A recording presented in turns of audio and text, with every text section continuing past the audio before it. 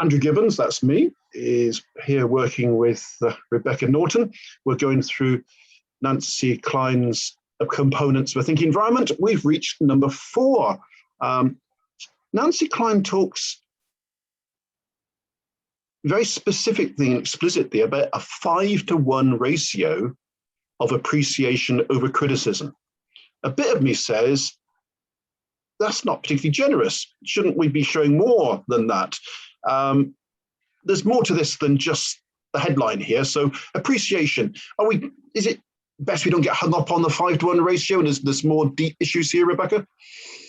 Probably. I would think this is something that we possibly don't do much of at all. So if we get 5 in, that's fantastic. But actually, I think if we're aiming for 1 or 2 points over criticism, that would be a brilliant start, actually. But appreciation of just a job well done or somebody going the extra mile and things. And you're right. And I think perhaps we're very quick to criticize when somebody's done something wrong or bad. But how often do we take the time to say, oh, thank you very much, or well done, or and mean it? Yes, and that's the key, isn't it? It's got to be genuine.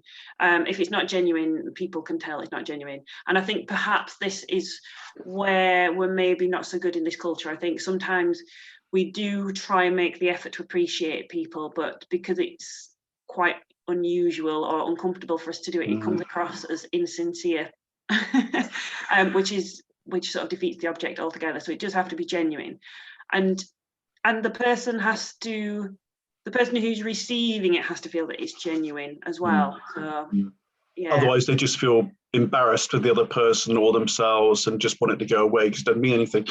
I've spent quite a bit of time over many years with senior people in organizations, very often owners of small organizations, small but multi-million. And very often I say to them, why don't you praise people around here more often? Some of the answers they've given me have been intriguing. And sometimes it's, I don't get any. Well, no. Does that stop you praising others? It appears to. Other times I've had, they do their job. If they do their job right, that's enough. I shouldn't be praising them for doing their job right. So sometimes there's a rationale for not praising, and sometimes there's a rationale for criticizing. And I think if people are only in a criticism space, the praise doesn't mean anything. And some people are also the other extreme. All they do is praise. They don't find it in them to give any form of criticism. Or I've seen a boss of mine who was very nice and unassertive, almost gather himself up physically in order to give something other than positive news to somebody. So it comes more naturally to some than others. Yeah, definitely. I like the point of, well, I don't get it, so why should I give it to others? But like you say, it doesn't make it right. And perhaps if you started giving it more to others, then perhaps more people would give it back to you. And I think that the key around this as well is that you don't necessarily have to agree with somebody or like what they're doing to appreciate them. That's the difference as well. So, you know, you might not necessarily agree with somebody's ideas, but you can appreciate the fact that they've taken the courage to share them. Oh, I like that, because I guess that would make words like, look, Rebecca, I don't do it this way. I wouldn't have done it this way. This, to me, looks like a way that still might not work. I like, however, don't use the word but, don't use the word however, and I like the way you've stuck with what you believe, knowing it isn't what I would have done. I like that. And much as I don't necessarily like what you're doing, I do like why you're doing it. Again, that shows a sophistication of thinking I don't see in the workplace very often. But how powerful is that?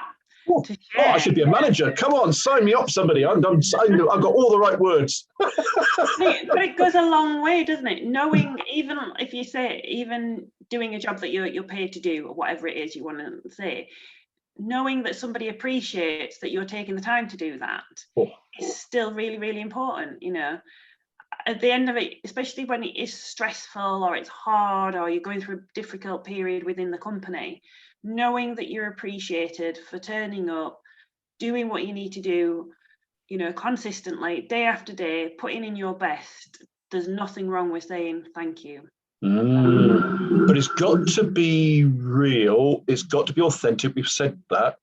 And again, I'm thinking back to the very, very few times, by the way, that I've been shown appreciation, and it stands out in my mind because there's so few of them. I remember a colleague of mine when I used to work for a living, when I had a real job, would have been in the 80s. I came off the phone once, and she wasn't my manager as such, she was just a more senior person to me, came up to me and said, "You're good on the phone." I said, "How do you mean?" She said, "You're really good on the phone." And I said, "Well, thank you." I thought, oh, that was nice. We just don't do that sort of thing. Yeah. Two things stand out for me. What you've just said there is, one, appreciation needs to be very specific as well. So it's no good just saying, "Oh, well done." Well done for what? What was good? So saying you're really good on the telephone, you understand what you've done well there. So I think that's key as well. So it's genuine and it's specific, so somebody can then know what they've done well. Yep. So I think that's really important. And actually, like you said, just taking the time, and you just reminded me, somebody at the beginning of May phoned me up just to say, "I've just listened to one of your podcasts. I really enjoyed it. Thank you for checking it." Wow.